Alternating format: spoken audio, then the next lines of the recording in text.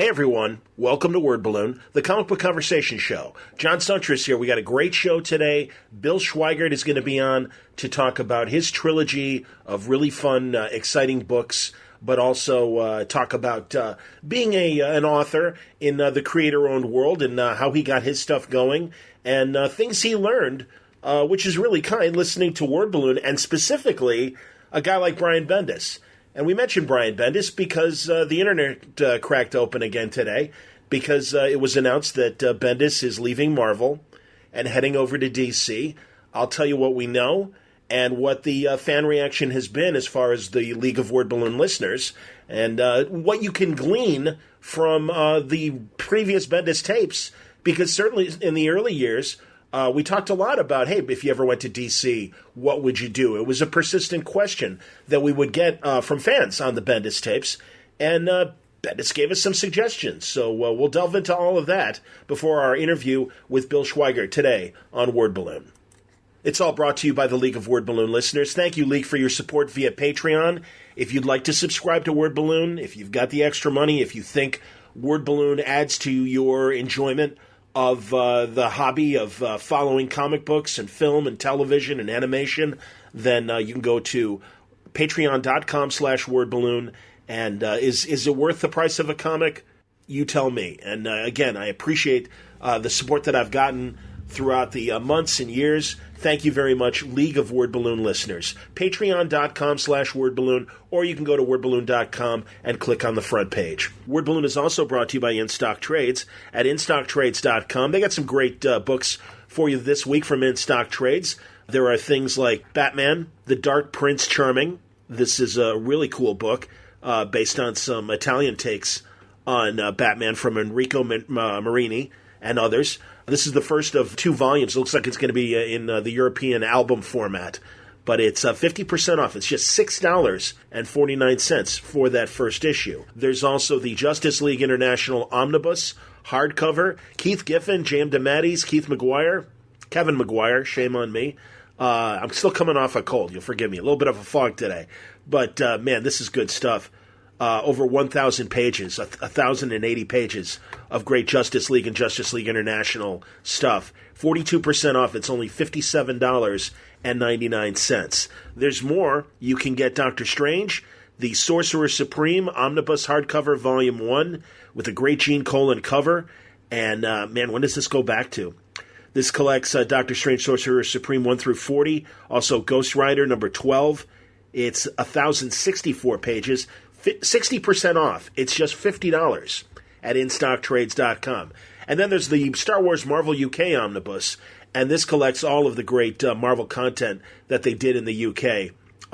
This is 808 pages, and it's 60% off, just $40 at In-Stock Trades. Some good big-ticket items, but you can find great reasonably priced trades as well. And don't forget, if your orders are $50 or more, you'll receive free shipping from instocktrades.com. So, Bendis news. Crazy. Yes, a Bendis Tapes is coming. Brian's spinning a lot of plates these days, but look for it in the days ahead. A new Bendis Tapes where we'll go into detail with him.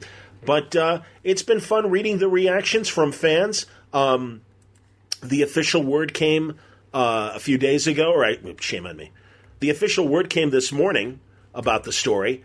And we got the statement from DC. We're beyond thrilled to welcome Brian Michael Bendis exclusively to the DC family with a multi-year, multifaceted deal. Again, exclusively to the DC family. He's one of the premier writers in the industry, having created so many unforgettable stories wherever he's been, and we can't wait to see what he has planned for the DC universe. Brian responded on Twitter, "This is real. I love you all. Change is good. Change is healthy. I'm bursting with ideas and inspirations. Details to come. Stay tuned." And then we also got some other responses. Joe Quesada had his comments. "I want to thank Brian Bendis for all the years of hard work, creativity, and more importantly, friendship. During my time as editor-in-chief, we had a lot of fun, rattled a lot of cages, and made what I hope will be viewed in retrospect by fans as some fun comics. While I would undoubtedly miss having him at Marvel, I want to congratulate Brian on his upcoming gig at DC and wish him nothing but success. As a fan, the change of Corner Box will not dampen my desire to read whatever he does next, and I look forward to his upcoming projects." So again, how does this impact Image? How does this impact other projects. I have no idea. Is Powers coming to Vertigo? I don't know. Scarlet, Takio, some of these other things, are they going to find homes at DC? I'm not really sure. I guess we'll find out more when we talk to Brian. The one thing I will say, though, again, if you explore some of our old Bendis tapes, we spoke a lot about, if you ever went to DC, what would you do? And certainly Batman was on his list. You might remember that for a time, Bendis and Ed Brubaker had talked about a Batman Daredevil crossover, but the powers that be kind of put the kibosh on that. They wanted to do it. Brian wrote an excellent Batman Elseworlds called Citizen Wayne, which was kind of his Bruce Wayne take as Charles Foster Kane, the Orson Welles character from Citizen Kane, and that was fun to read. And he expressed a long desire in many forms, including the Bendis tapes on Word Balloon, that he wanted to do Plastic Man and bring him back to his original crime origins and make it more of a crime comic. As you know, Plastic Man was created for police comics back in the day. So I've already tweeted about this and put up a couple posts on Facebook, and I'm not surprised, but a lot of the League of Word Balloon listeners have responded. And also friends of the show, Tom King mentioned listening to Bendis on John Word Balloon inspired me to start writing, keep writing. I can't believe I get to work with him. Awesome. My buddy John Clark says I'd be very interested to see Bendis on Flash. Jimmy Dunn, now if DC would put together a Marvel Unlimited style service, I'd be completely back in. Let's see what else. So many people are like, when's there Bendis tapes? Now. And I appreciate that. Thank you. It's coming. That's all I can say. Brian texted me last night mysteriously and said our next podcast is going to be a doozy. And I thought it might be with the Disney Fox stuff. I had no idea that this was coming. And I was just as surprised as everyone else to read all of this. He has a lot he can bring, says Neftali Morales, given the chance. And as long as he's not overextended, I'm excited to see what the first thing will be that he works on. Sanford Green, our buddy, I'm looking forward to some Bendis tape action this week. Thank you, Sanford. I got to get you back soon. It was great seeing him in New York just a couple weeks ago. And, people are like, I said this is the right time. And people are like, why do you think it's the right time? I'm like, well, he's done pretty much everything he's wanted to do at Marvel, culminating with this Defenders series that he's currently doing. He's doing the sequel to Spider-Man right now. I am glad that he stayed on Riri Williams and Miles Morales and Jessica Jones, these other characters that he's created for as long as he has. And, the comment keeps coming up, well, why doesn't he let other people write them? Well, maybe he's not done writing those characters yet. Maybe he has a longer story in mind than whatever time limit some readers want to impose on him. I don't get that. I really don't. I wonder if in the early 1900s, people were wondering when Edgar Rice Burroughs was going to stop writing Tarzan, or Conan Doyle might stop writing Holmes. I think it's fine. And I'm really glad that, again, I think he's put out a nice body of work on all of these new characters that he's created. And let's see what Marvel does with them. It'll be very interesting. I'm sure that there are new plans for Riri Williams and Miles Morales. It'll be interesting to see if somebody wants to use Jessica Jones. And also, let's not forget, actually, I was going to say Paul Jenkins used her, but no, he didn't. He actually created another journalist, Sally, and I can't remember her name, the woman that got her face in Captain America. Do you know what MySpace is? Do you know what social media is, Captain? I love that stuff. So Mark McGrath says, so many vistas to explore. Imagine Brian on Justice League, or with the Legion, or Phil Jimenez on the Legion, or Titans, or JSA, or Metal Men. Change will hopefully bring out the best in Brian, and we, the readers, will get some damn fine books and that sense of excitement that brought you back to the spinner rack each week as a kid. My buddy Francis Davis, Frank says, Bendis is a great pickup. This is so cool because no one knows where he'll go and be a good fit. I hope he gets Hellblazer. It would be fit his crime noir style quite well. I completely agree. Let's see, any other possibilities that people are throwing out there?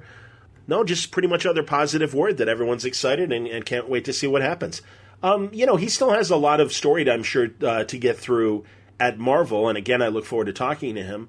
They haven't announced when his first book is or what his first book will be at DC, but the possibilities are endless. And again, I think this is a great time for him to have a new universe to kind of play with and a set of characters. And I can't wait to see him put his words in the various heroes' mouths, and villains for that matter. So way to go, Brian. Expect a new Bendis tapes very soon in the days ahead here on Word Balloon. Without further ado, let's go to our conversation now with Bill Schweigart. And Bill is a Word Balloon, League of Word Balloon listener and a Patreon supporter. I really appreciate that. And he's really had some amazing success. He's written 3 really fun books that I will let him explain his trilogy. But I would say it's kind of X-Files-ish in terms of investigators looking at strange phenomenon in the real world. And it's a good combination of investigation and myths and legends and also some pretty dark stuff as well. And as we say, his 3rd book, unfortunately, was very prescient because it dealt with some alt-right and Nazi. It dealt with some old Nazi storylines, and this was a story that he envisioned back in 2015, and it just got published this past summer. So it ended up coming out, unfortunately, at the right time, given the culture wars and I think what's going on right now. So it's really interesting to talk to Bill, and he's very kind. He says that really a lot of his encouragement came from listening to Word Balloon, and specifically the Bendis tapes, as you'll hear as we talk to Bill Schweigart now on Word Balloon. Bill Schweigart, welcome to Word Balloon. It's a long time coming, but I appreciated your patience with me. And finally, we are sitting down and having our first Word Balloon, so welcome. Thank you, sir. I appreciate you being gracious enough to have me on in the first place. You've just finished your first trilogy of books for Fatal Folklore? Yes, the Fatal Folklore trilogy, which is comprised of The Beast of Barcroft, which was the first one, Northwoods, which was the second one, and The Devil's Colony, which just came out in the summertime. So why I had wanted to get on so badly is because you have been a huge part of actually the DNA of this trilogy and of the story, and of helping to get the writing career off the ground, even though you had no idea about any of it. Well, that's ridiculously nice. Thank you. I appreciate it. Absolutely. Well, let's talk about the trilogy first. Give us the elevator pitch on the 3 books. So it all started with The Beast of Barcroft, and it starts with this guy named Ben McKelvey, who is sort of down on his luck. He's just moved into Arlington, does not realize that he has moved in next to what is basically a crazy person and an animal hoarder named Madeline Rue. Okay. And bad things start happening in rapid succession. You know, his father passes away. He had moved into this house with his fiance. It's all too much for her between, you know, the rats that have infested the neighborhood and all sorts of stuff, and dealing with Ben's issues and him having a hard time with his father passing away. And everything comes to a head for Ben when he's out in his backyard with his dog, and he barely survives an attack by an animal that does not belong in Arlington, by an animal that does not belong anywhere, actually. The worst part is nobody believes him. And so he enlists the aid of a curator from the National Zoo, the Smithsonian's National Zoo in D.C., by the name of Lindsay Clark, and also a crackpot cryptozoologist. And a cryptozoologist are, you know, folks who, you know, study Bigfoot and, you know, Sasquatch and the Loch Ness Monster. So Lindsay knows this crazy, very wealthy billionaire cryptozoologist, and together they discover the link between the attacks that start happening in Ben's neighborhood in Arlington. That's awesome. Because it does not, the creature does not restrict itself to pets, and quickly moves into humans. But together they find out what the link is, but knowing the Beast of Barcroft and stopping it are 2 different animals. So that's the first book, and that establishes the characters, and that came out in November of 2015. And the second book is called Northwoods, and that came out a few months later, because I had written both of them in rapid succession before getting the deal with Penguin Random House. Cool. And Northwoods tells the story of Davis Holland, who is ex-Delta Force, and he's now an agent with Customs and Border Protection. And he is stationed in the Minnesota Northwoods, and he is investigating a border crossing with the local sheriff one night on a wintry night when they stumble upon a scene of mass murder. And they barely escape with their lives. And with a single clue to the carnage, there is a small wooden chest placed in the center of the massacre.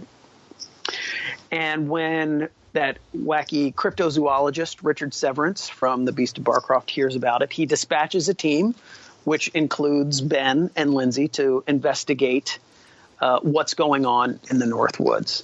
And they realize that something has crossed the border from nightmare into reality, and they're still dealing with the after effects of what happened to them in The Beast of Barcroft. And they have a very hard time getting their lives back to normal, but nothing is normal when they enter the Northwoods. And finally, what just came out this past summer is The Devil's Colony. So for the first two books, my team of wealthy cryptozoologist and Lindsay Clark, the zoologist, and Ben McKelvey, your everyman, they've been on the defensive. They've been chasing these paranormal, phenomenon across the country.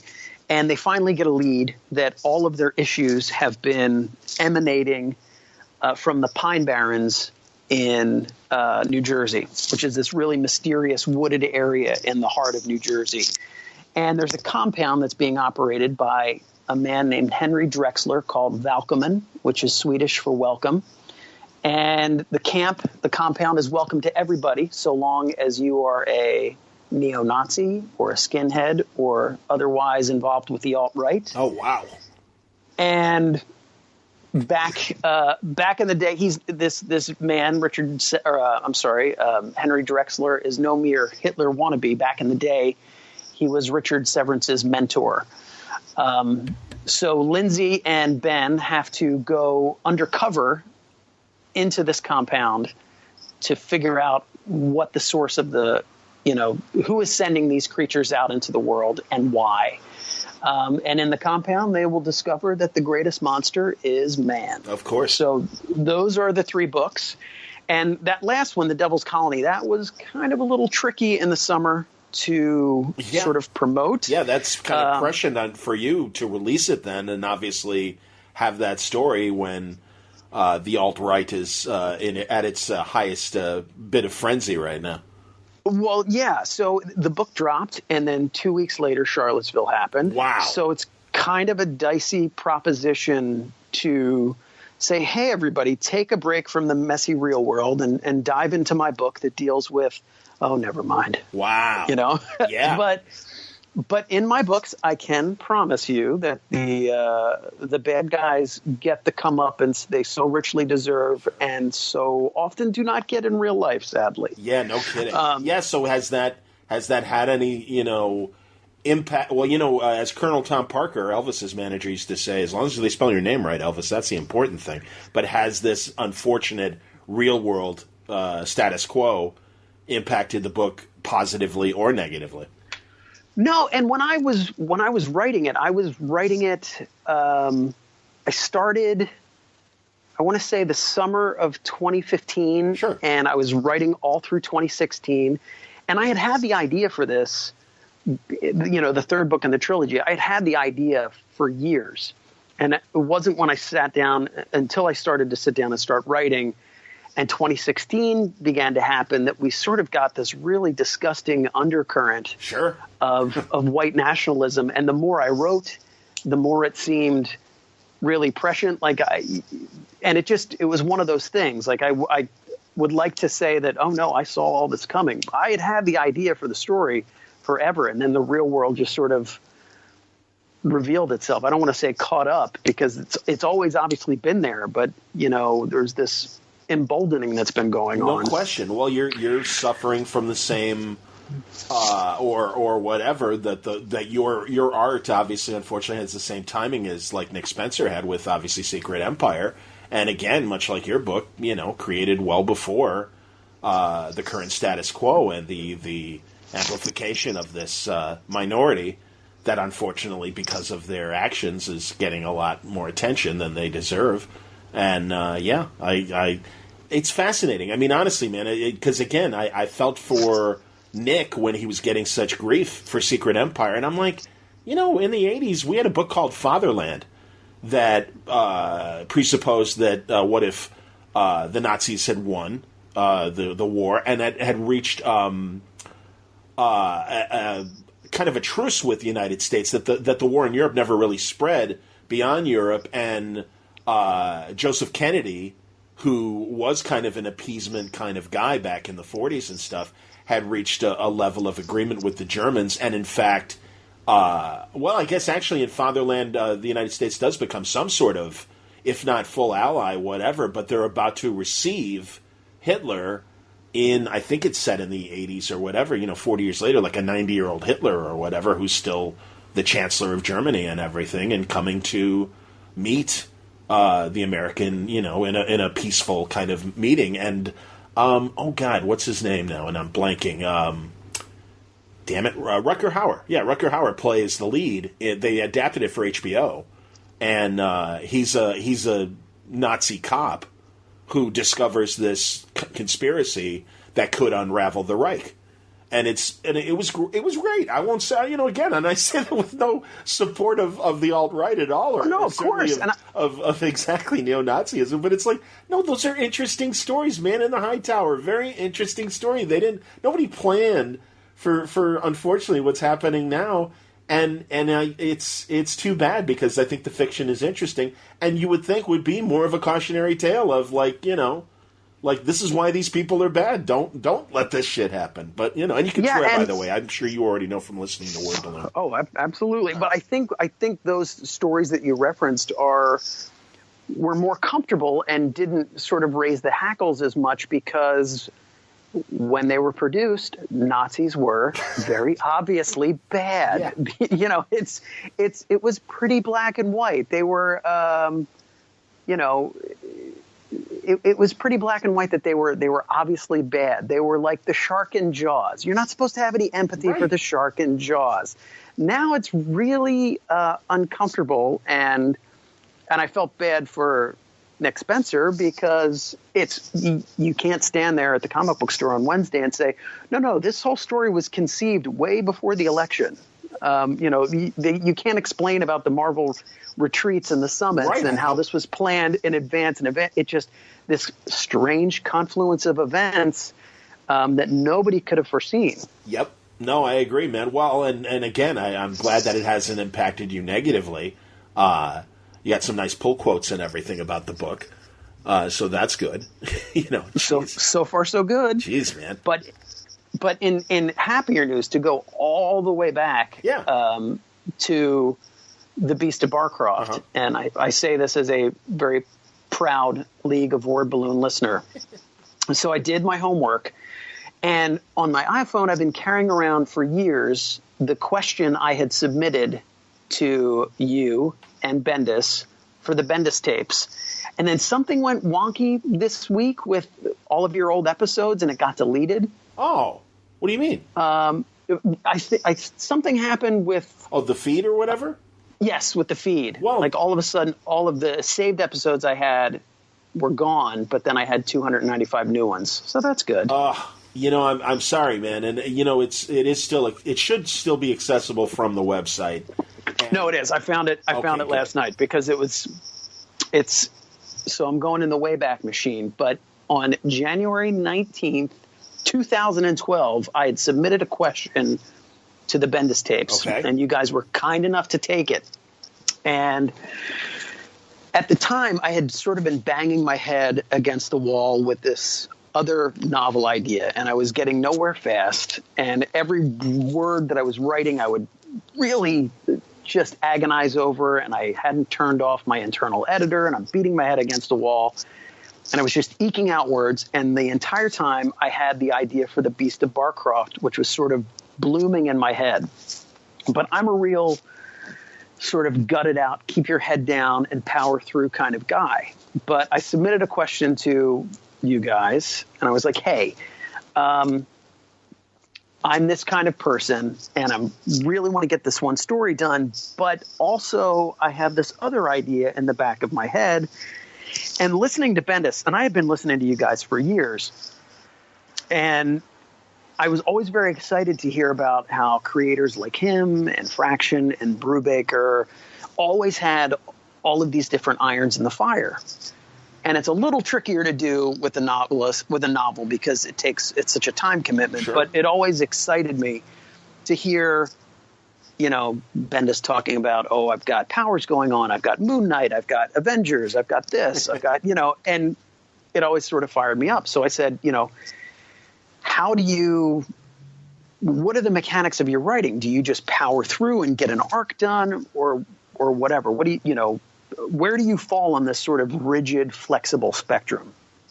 And you guys took the question, and Bendis said, to go out of your way to ignore your muse is the single biggest disservice you can do as a writer. And the next day I started writing The Beast of Barcroft. And, the rest is mild history. Excellent. But that got me started.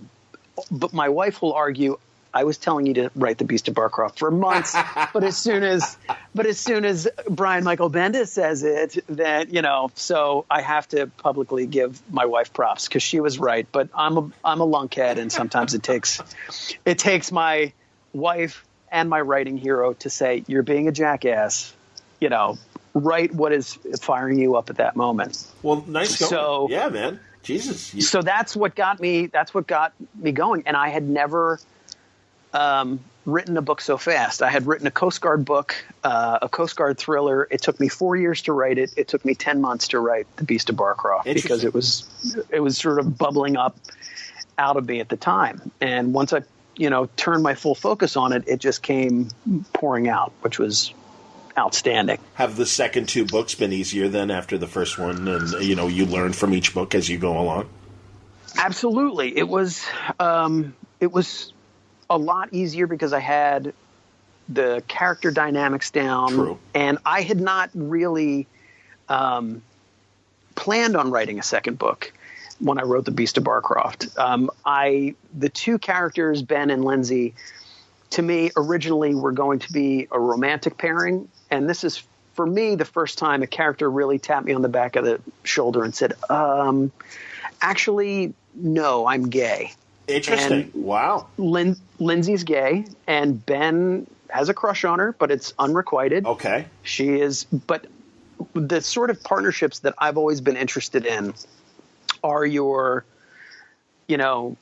Holmes and Watson. Okay. Your Gus McCrae and Woodrow Call from Lonesome Dove, or even like a Batman Superman. The sort of that partner dynamic where two people decide we're going to be partners. It's me and you against the world, even though they're completely different. But they sort of cast their lot with each other, and that sort of. And you were talking about it in one of your podcasts that I was listening to today, like Cap and Bucky, like those sort of relationships, that almost brotherly relationship. Okay. And I wanted that partner dynamic between Ben and Lindsay. And if I had just made them a couple, I think it would have been one and done. But then that became sort of the engine, that dynamic. And halfway through The Beast of Barcroft, I was like, I have more stories to tell. And then Northwoods came out of that, and then The Devil's Colony came out of that. Did you sell though you said this earlier, the first two books as a package? No, so I had submitted The Beast of Barcroft. I had gotten an agent off of the strength of my first book, Slipping the Cable, and as a that was sort of a nice resume bullet into the query letter that I sent my agent. That's the Coast Guard book, obviously. Yeah, go on. And I had sent that to my agent with the Beast of Barcroft manuscript, and she got back to me. And it took her a year to find a deal. And she found a deal with Hydra, which is the digital imprint of Penguin Random House. And so while she was shopping that around for a year, I'm so naive, I just wrote the sequel. I just wrote Northwoods while she was waiting. So she called me, and I'm at my day job, and she's like, I got good news. We have a deal. And I'm screaming, and I'm cursing, and, I'm in my office, and I'm just going nuts. And then when I settled down, I was like, whew, man, I'm really glad, because I would have hated to have written a sequel to a book that didn't sell. She's like, what? I said, yeah, I just finished the first draft 3 days ago. She said, very interesting. So she hangs up. She calls me back in 5 minutes. She's like, your 1 book deal is now a 2 book deal. Excellent. Wow, that's great. I was like, what? So then I started screaming and cursing all over again. So turn those in. And then the 3rd book was the first one I actually had to write sort of on a deadline, where we had signed a contract, and all right, you have to have it submitted by December 1st of 2016. And that was the first time I've actually had to, write to a date, which was, interesting. How much time did you have from, knowing that a 3rd book was coming to the deadline? I probably, by the time we had the contract signed, I had another 5 months to go. We had agreed, verbally. And then, in the summer we said, all right, December 1st. And I was about halfway through the book. Okay. So I had plenty of time, but you want to give yourself enough time to edit and give it to trusted readers and that sort of thing. But it was interesting. That's awesome, man. What else can I ask in terms of, well, now you've also got the audiobook and everything. How does that, I really haven't discussed when people have audio versions of their books and stuff like that. What are you able to do, and what kind of control do you have? Or is it just as simple as, hey, they're going to make an audiobook of this, and because you're, a beginning author, whatever, do what you need to do. So. They were really cool about it. I mean, I just sort of out of the blue, they're like, hey,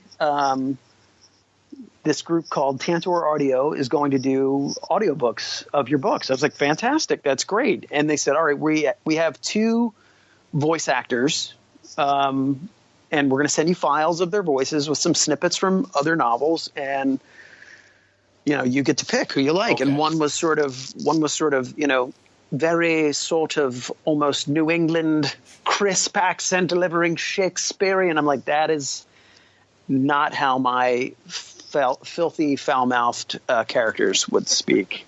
And then there was another guy who had a really great rasp to his voice by the name of Will Dameron, and he crushed it. And I loved his performance. So it's, for anybody interested in the audiobooks, it is not me. It is not I'm not a golden-throated teen idol by any stretch of the imagination. All right, that's good. That's okay.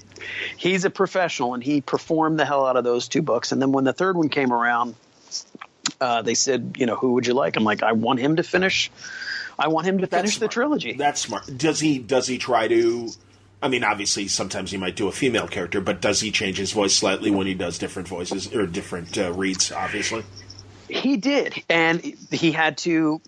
Ben and Lindsay. So he has to do Lindsay's voice, and, he does a great job. And I, not thinking, had in the 3rd book, in The Devil's Colony, 3 characters with 3 different sort of Southern dialects. Interesting. And he was able to differentiate between all 3 of them. That's great. I will never do that again. And it was really interesting to hear, a voice actor perform your book, because you're like, oh, well, maybe, they say you should read your own manuscripts aloud, which I don't. I reread them constantly, but I don't sit there and read them aloud. But it was very instructive and very helpful to hear. And then you could sort of write towards that a little more. Oh, that's interesting. Did you do that with the audiobooks in mind, do you think? I did for the last one. For Devil's Colony, yeah. Yes. Interesting. But I hadn't thought, oh yeah, there's 3 different characters from different areas of the South, and I really made him work at it too. And then there's a Native American character in the books called Alex Standing Cloud, who's Ojibwe.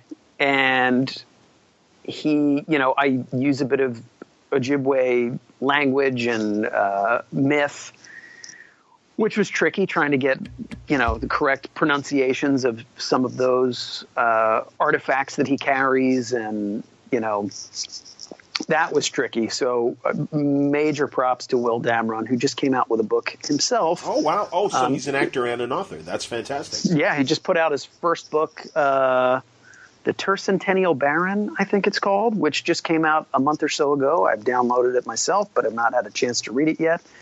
But no, it was great. He did a great job. Does he spell Dameron the same way Poe Dameron spells his name? No, it's Damron. Oh, okay. No D-A-E. No. Okay. No E. Interesting. That's cool. And it's funny, we were talking before we started recording, and Bill was confessing to me that he's not the Star Trek fan that I am, and that's okay.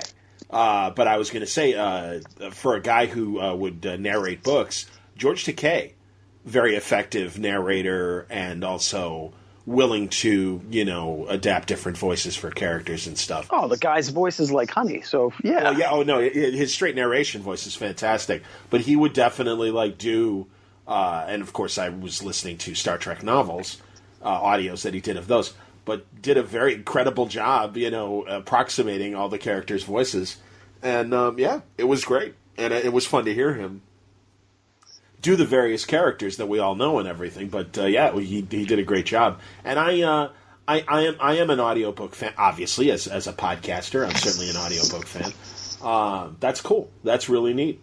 So all three books now available, and certainly you can get them either through Penguin Random House or, I'm assuming, Amazon and all the other platforms, Barnes & Noble, whatever.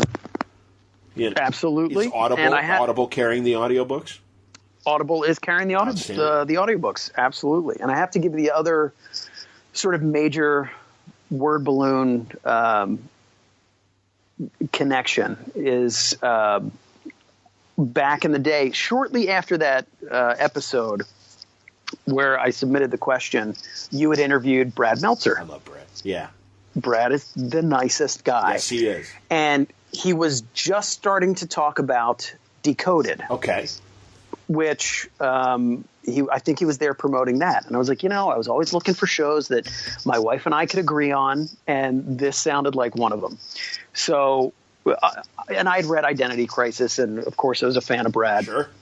But I'm like, I'm going to check out this Decoded. So my wife and I would watch that show religiously. And there was an episode about sort of Alaska's version of the Bermuda Triangle, where a lot of boats were sinking in this area off the coast of Alaska. And they were thinking it was, a sea monster or submarine, or they also, how the story goes, Sure. Every conspiracy. And at the time I was maybe 5-6 chapters into The Beast of Barcroft, and I didn't know what my big bad was going to be. I knew the sort of, characteristics that the creature would have, but I didn't know exactly what the creature would be. So if anybody really wants to spoil, you can go into sort of Decoded archives, but that's where I got the idea. There was a Native American tribe up there that gave their sort of, prediction of what the beast was that was taking down these boats. And it was so creepy. I was like, oh, that's it. That's cool. So Brad came to the National Book Festival in the spring. And I waited in line with my book for, I think it was his first book of the National Archive series that he did. Okay. And so I waited for my book, and I go up and I was like, hey, I'm a novelist, and I just want to let you know that I totally stole the big bad from Decoded. And he's like, you did? I said, yeah. He said, which episode? And I told him, and he goes, ooh, yeah, that was creepy. Hilarious. So he was really, really sweet about it. And then the next time he came into town for another book signing, I had just gotten the cover design from Penguin Random House, and I was like a kid in a candy shop. I was like, hey, Brad, I don't know if you remember this, but, and he totally remembered because he's a sweet guy, or at least he lied to me and said he did. And he's like, oh, let me see the cover. So I showed him the cover. He's like, enjoy every second of this. This is fantastic. And then when the books came out, he was always so kind to retweet them because he supports first-time authors and, yes, he does. And stuff like that. So he's a good dude. I hear you, man. No, and believe me, he's been incredibly kind to me and Word Balloon and over the years, and is one of those reputable guys that when people, are like, Word Balloon, I don't know, and it's like, well, ask Brad Meltzer, and it's like, no, it's good to have Brad on your side, and also it does not surprise me that he treated you as well as he did, because he understands too the excitement of when the stuff finally happens, very much like Bendis. They're very similar that way, and also incredibly good guys and loyal guys and stuff. No, they're good men, and I've been very fortunate that they like my nonsense and we're willing to share when they've got something new to talk about and everything. I'm sorry I missed Brad. He was on a book tour with the kid books. I am that he does with Chris Iliopoulos, and he was coming through. I think at either September or October. And I just couldn't make it work with my day job in radio still, so I wasn't able to go see him. But the good news is he's always out there. Yes? I mean, he's between the IM books, between his thrillers, he's always on a book tour. So if you miss one, he'll be back in 6 months for sure. I hope that Decoded comes back in some form. And I didn't like Lost History as much as I did Decoded. Decoded was really funny. I loved his field reporters. I loved how they reported back to Brad. I loved how Brad was kind of the Rod Serling of Decoded, and would just kind of be back, at the studio and like, okay, here's the deal. And I mean, and just fascinating stories. And Lost History had good subjects that I think would have made great Decodeds, but I just felt like they were given, the subjects were given short shrift compared to getting the full hour in Decoded, and I just thought they were much more expansive stories and everything that way. And it was missing Brad standing in front of the camera and saying something creepy is going on and I want to know why. So I had him sign my book. I was like, hey Brad, could you sign this? Hey, you stole the big bad from my show and I want to know why. And he did. I used to always tell him, and I'm sure it's on the Word Balloon, it's like, there's just that kind of, you got to cut the blue wire. But they're all blue wires kind of panic in the Decodeds when he would talk to the reporters and the music they used.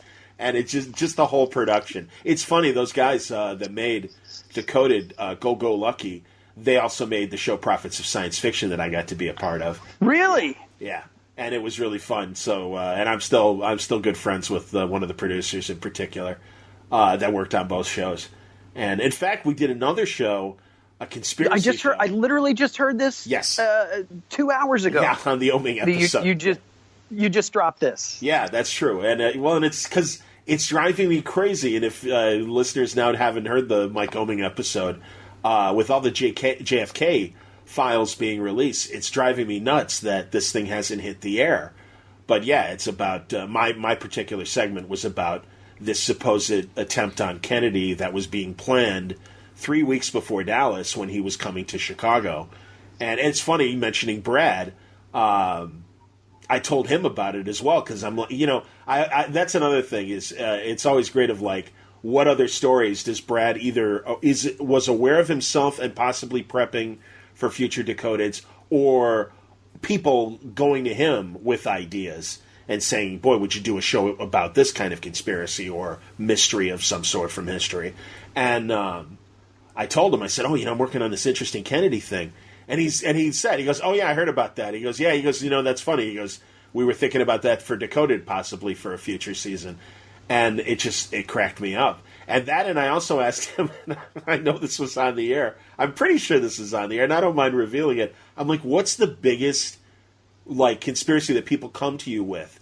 And he said nearly every day I get someone emailing me saying, why aren't you doing a story about how it was so obvious that Lincoln was gay? And I just, exactly. It's like, not that there's any, forgive the Seinfeld, not that there's anything wrong with that, but it's just like, oh, really? Really? People think Lincoln's gay, and apparently that is a very popular theory. The surprise in my voice is not because I care, but because I've never heard that. I hadn't realized it either, but apparently, Google that and you'll find a lot of, oh yeah, absolutely. And from his dysfunctional marriage with Mary Todd and how crazy she was, and and also there were men were laying together in the 19th century literally because of warmth and the lack of central heating, and how airy likely a lot of houses probably were back in the pre-electric period. But so I don't know, but I just that they were sharing a bed because God, it was cold outside, man. It's like, well, I knew Lincoln was a vampire hunter, but I didn't know that. I mean, that's just do your homework, John. That's just history. Yes, I'm aware. That's true. That's it. Well, anyway, no, that's cool. And apparently now you're working on a new book, and it's got some comic book. Inspirations. Is that fair too? Absolutely. So I wrapped up the trilogy, and Penguin Random House is like, okay, what do you want to do next? And I had to think about it, and they said, well, if you do something with a little sci-fi, we can get you into the Del Rey imprint of Random House, which is print as well as ebook and audiobook and all that stuff.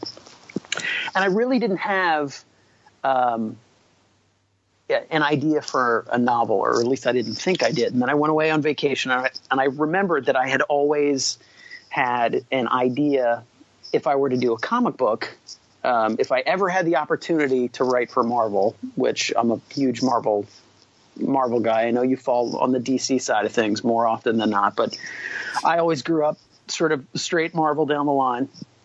And I had sort of an idea for, it could have either been a Captain Marvel or Mockingbird and S.H.I.E.L.D., but I sort of took it and adapted it, and so it's my sort of take on sort of a spy agency that has some operatives that have some, extra normal abilities that dabble in parapsychology, things like, there's agents that have ESP or precognition or remote viewing, and they get paired up with sort of a tactical operative.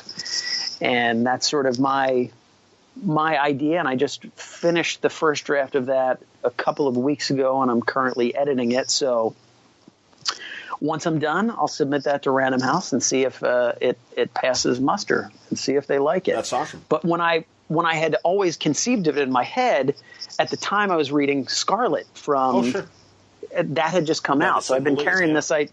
Absolutely. And I just sort of been carrying it around in my back pocket for like 6 years.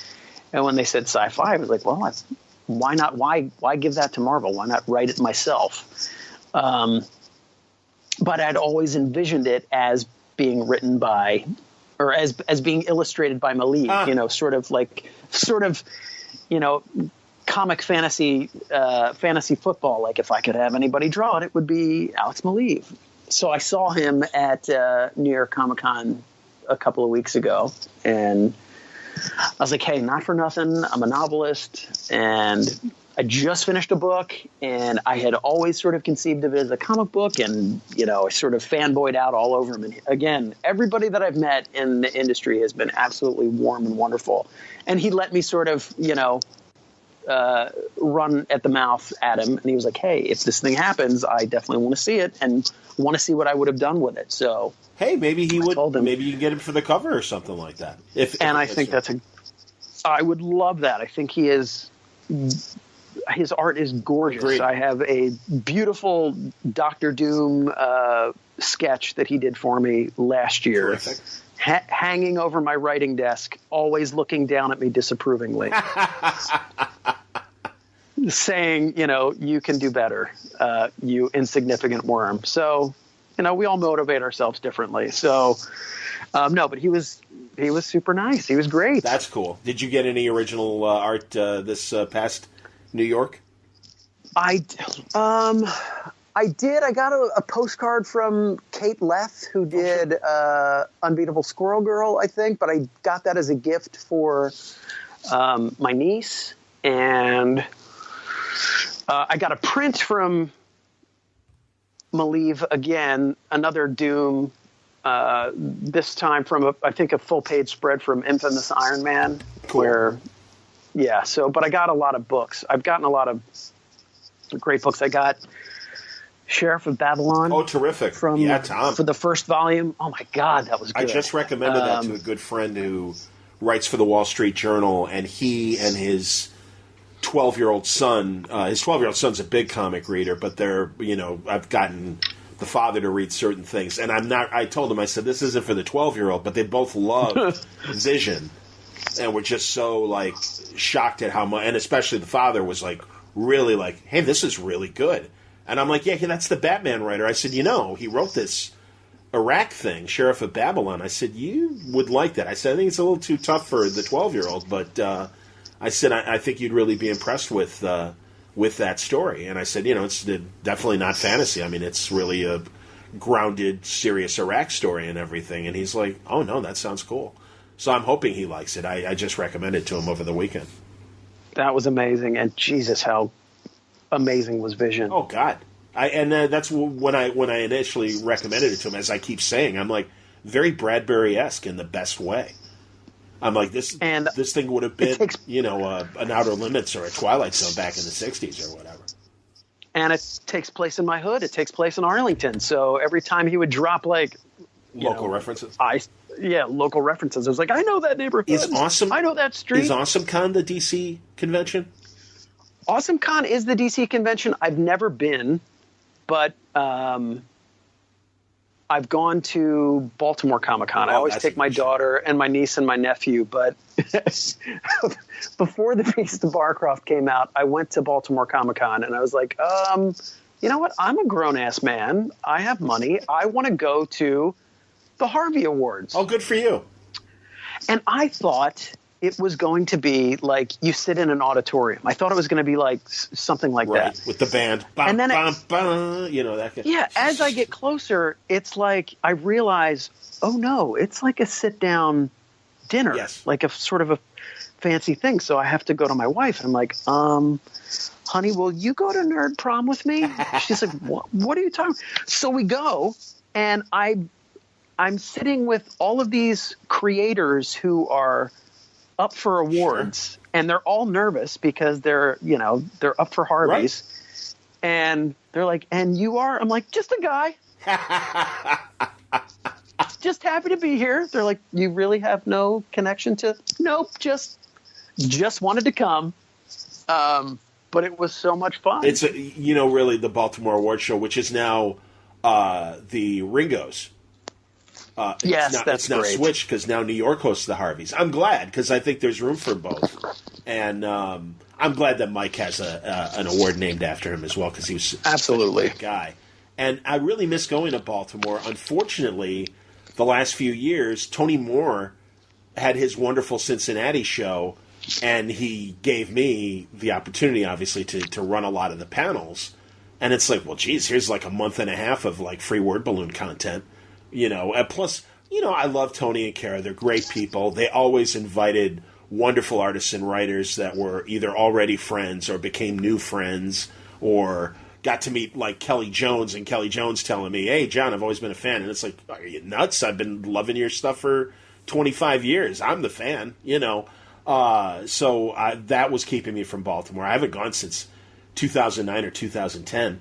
And then this last year and everything, Salt Lake City Comic-Con invited me to their show, kind of in the same way, and again, moderating panels and free content, and it's like, well, God, I'd love to go to Baltimore, and it's not that expensive of a trip, and I know it's a fun convention and so many great people, but I'm like, well, this other free show is offering me the to put me up as a guest and do it for free and everything, and again, give me free content. So, and Cincinnati, you interviewed Pasco, right?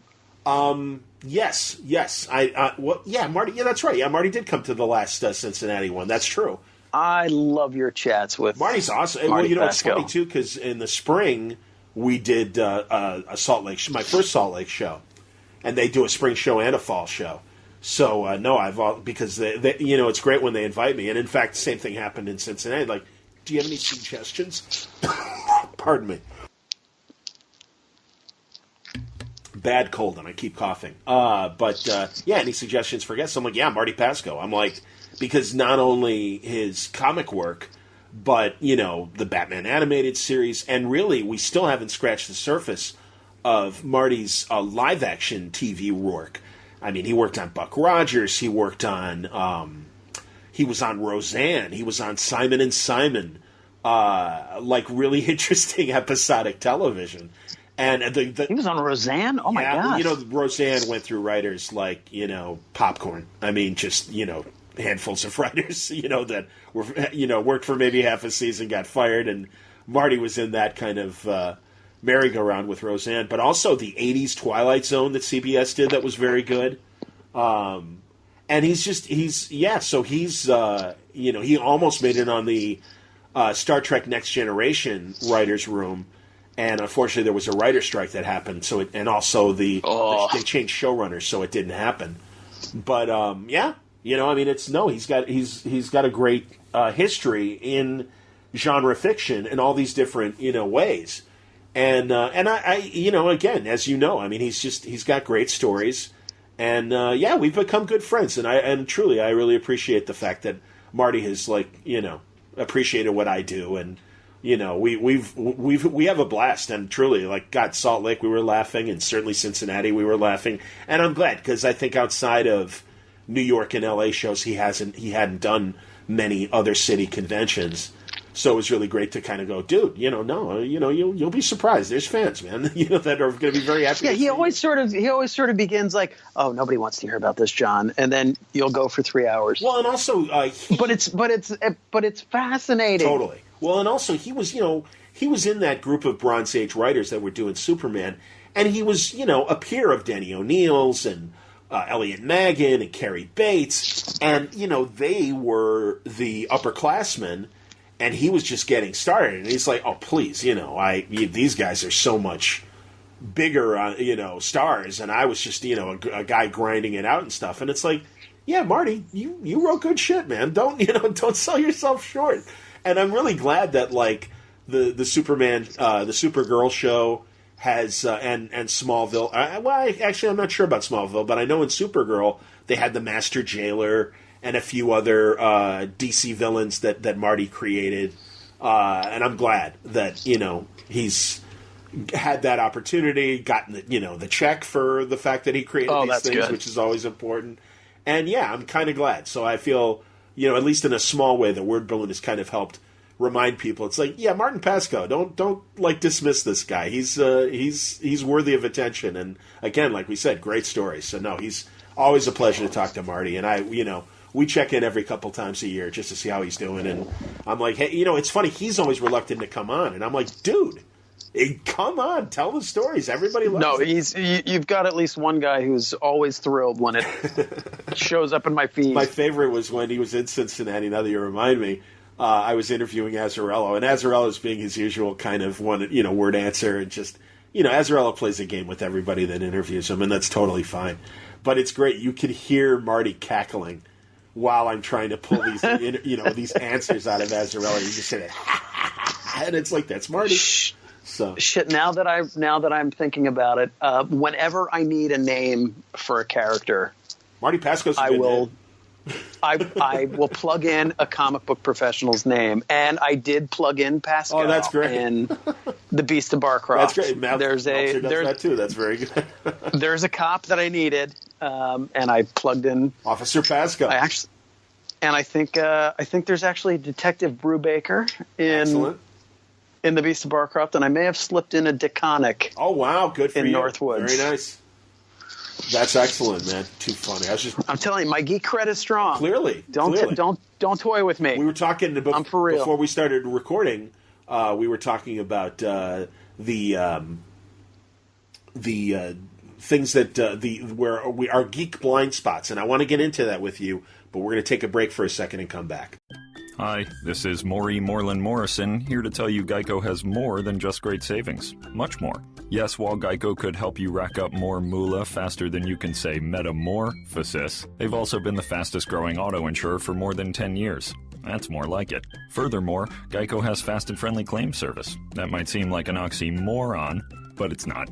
All the more reason to say no other auto insurer has more than Geico. Geico. Expect great savings and a whole lot more. All right, we're back with Bill Schweigart, and we were going to talk about some geek blind spots. And you were confessing to me off the air that Star Trek is one of your geek blind spots. Star Trek is a blind spot for me. I think because when I would come home from school, it was either on before on WPIX and Channel 11 back in Jersey where I'm from, or it was during dinner. So I never really got that. So yeah, I totally missed that, and I have this huge black hole in the 90s because I was in the Coast Guard, and I went to the Coast Guard Academy from 91 to 95, and then I was at sea from 95 to 97. So there was not a lot that I was actually consuming pop culture wise. So I know it's sacrilege, but never saw an episode of Buffy, never saw Angel. I am aware of its prominence and its importance, but I just never. It's just one of those things where I'm like, I know I need to go back to it, but I just never did. And I actually stopped reading comic books probably senior year in high school because girls and cars were more expensive. I understand that. Go on. And then at the academy, we were allowed one shelf of personal space. It was called your knickknack shelf. You were allowed to keep pictures on there or CDs or something, but one shelf. Okay. So it's not, I couldn't have a long box even if I wanted to. So what brought you back to comics? So then I went out to sea, and we'd be out at sea for the Coast Guard. We would be out to sea the same length as Navy ships. We would just break it up differently. So we'd be out to sea for a month, then in for a month, out for 2 months, in for a month, that sort of thing. And I would get so goddamn lonely and nostalgic out in the middle of the ocean that I was stationed in Norfolk at the time, and on one patrol break I went back to I found a comic book store, and I went in and I just bought a bunch of trades, and I was like, oh my God, this is the best thing ever. And so I missed a lot of the 90s schlock. I was going to say, if you're going to, and forgive me because I'm sure there are listeners that, as we know, the best comics are the ones when we are kids. And so God, Kirkman, tell Kirkman that the 90s sucked and he'll slap you in the face because that was his teen years and in preteen years. So he loved all that But stuff. I was kind of brought back in maybe a few years before you were brought back in, but I think by the same folks. What really got me excited was, the Ultimate stuff with Bendis was just starting out, and Mark Miller, and, a couple of years before that. And then, getting introduced to Brubaker and stuff like that. And now, because I'm married and I live in a house in Arlington and I have no space, I finally... Exactly. But now I don't have any space. I've got tons of long boxes and I have no storage space. And it's an old house and, just not a lot of closet space. And finally, after Secret Wars, I finally went all digital with Marvel Unlimited. Can't blame you. I understand. But in that regard, I haven't really been able to stay current with the Marvel stuff as much. Yeah, but you're only 6 months behind, so that's not that bad. But even so, I still haven't read as much. I mean, I'm pretty much... I bought the hard copies of Infamous Iron Man just because I love looking at Alex Maleev's art, and him and Bendis together. I think it's just a special kind of alchemy. I agree. But I'm still getting hard copies of a lot of the Image stuff. That's what's been really compelling to me lately, like Brubaker's, Velvet and Fatale and Kill or Be Killed, and Jesus Christ. I just discovered last year Lazarus from Rucka. Good God, that's fantastic. No, I agree with you. I love Lazarus. It's so funny. I actually emailed Rucka today because we've been talking about doing a new show since the last C2E2. So, yeah, I understand. But, Hickman, I love Hickman stuff. He's a mad genius. Yes, he is.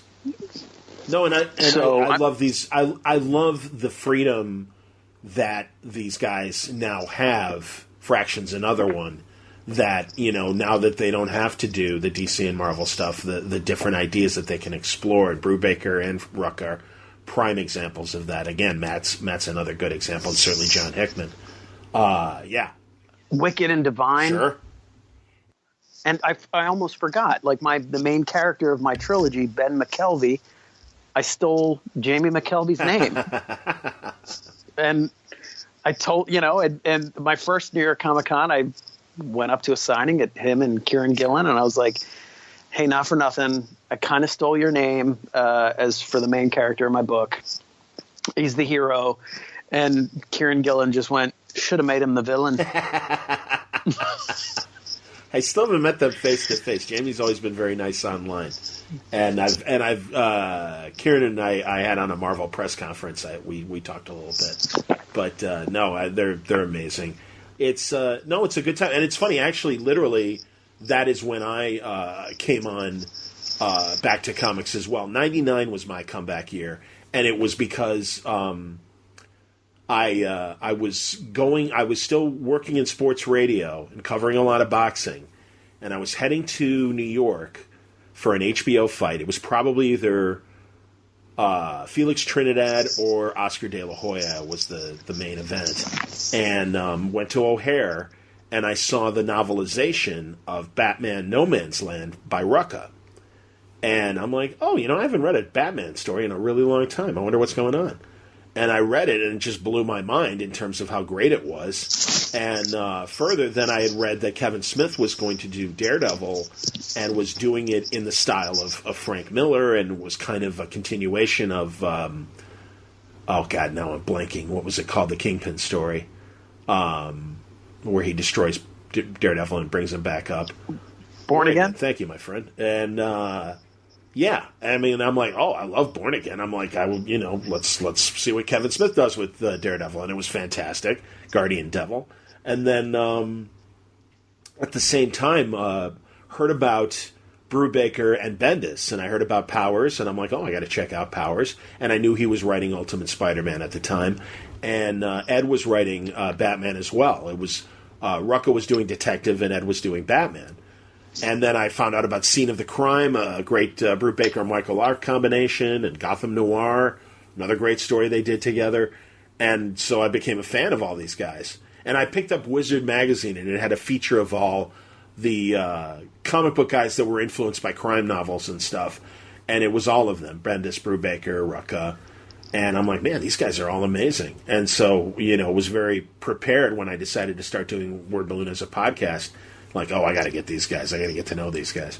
So, it's been a pleasure, and it's been great watching. That's why I love Word Balloon, because when I came back, in high school, I followed the characters because I love the characters, and then I took a very long break. When I came back as an adult, it's like I followed the creators, and after reading Ultimate Spider-Man and Bendis' Daredevil run and all of the different things that he was into, you want to learn more about the creators, and the best place I would go to, that's how I discovered Word Balloon. I came for the Bendis, but I stayed for the Suntress. Thanks, Bill. Nice. And then, the fireside chats with Fraction and Brubaker and Rucka, and it, sort of teaches you. It's an absolute clinic on the industry, on not just on creativity, on even how to handle yourself in social media and deal with fans. It's invaluable. So I really have been, I got turned on to Word Balloon probably in 2009, 2010. And have not missed an episode since, and it's been really truly invaluable. So thank you.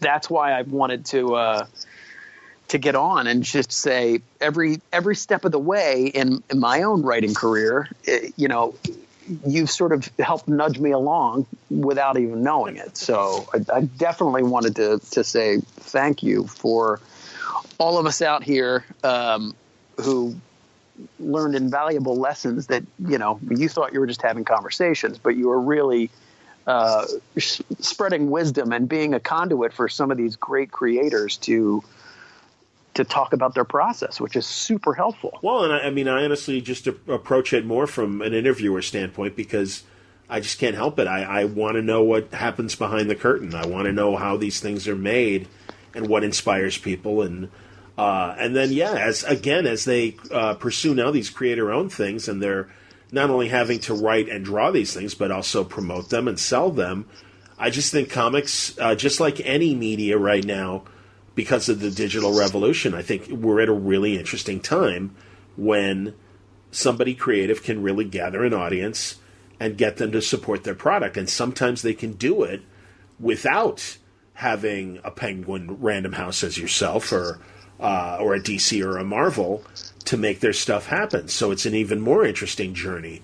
And and thankfully, again, a lot of the listeners have kind of let me know that they're aspiring writers and artists and appreciate where our conversations go because they find them informative and helpful in their own process.